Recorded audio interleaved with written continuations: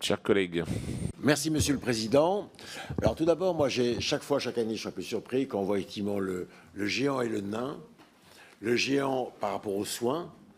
Je rappelle effectivement que dans le PLFSS, effectivement, la maladie représente 260 milliards. Et le nain, qui a la mission santé, qui représente effectivement 1,6 milliard. Donc 0,5%. Et moi, à chaque fois, ça me surprend dans le sens où on sait la responsabilité et le poids de la prévention par rapport aux soins. L'assurance maladie, c'est le soin. Là, c'est la mission santé qui est la prévention. On sait que 80% de notre santé sont liés aux déterminants, les déterminants qui soient éducatifs, sociaux, environnementaux ou commerciaux, qui normalement, effectivement, devraient... Donc 80% de notre santé devrait être dans cette mission santé, et 20% de notre santé est représenté effectivement par l'assurance maladie, et donc 260 milliards, et chaque fois ça me surprend.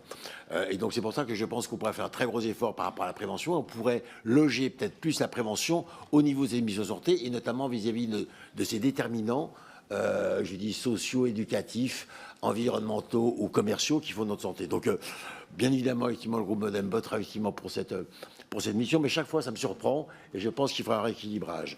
Concernant le deuxième programme 183, effectivement, qui représente essentiellement l'AME, le groupe démocrate est favorable à l'AME.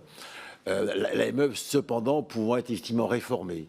Moi, à chaque fois aussi, je me pose une question dans le sens où vous savez que tout ce qui est la migration légale, tout migrant légal doit effectivement avoir un examen et produire des certificats médicaux pour arriver sur le territoire, et notamment au niveau vaccination.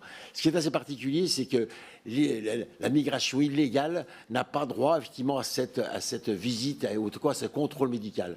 Moi, je plaide pour que tout migrant légal, c'est déjà fait, ou illégal, puisse effectivement avoir de l'entrée sur son territoire une visite médicale pour savoir dans quel état de santé il est. Ça éviterait beaucoup de problèmes par rapport au savoir effectivement s'il arrive en bonne santé, s'il faut le soigner, et en tout cas il faut le suivre dans le sens où, comme ça a été rappelé, le problème de la santé, c'est un problème de santé publique, en sachant que la santé de chaque individu vivant sur le territoire implique celle des autres. Je vous remercie.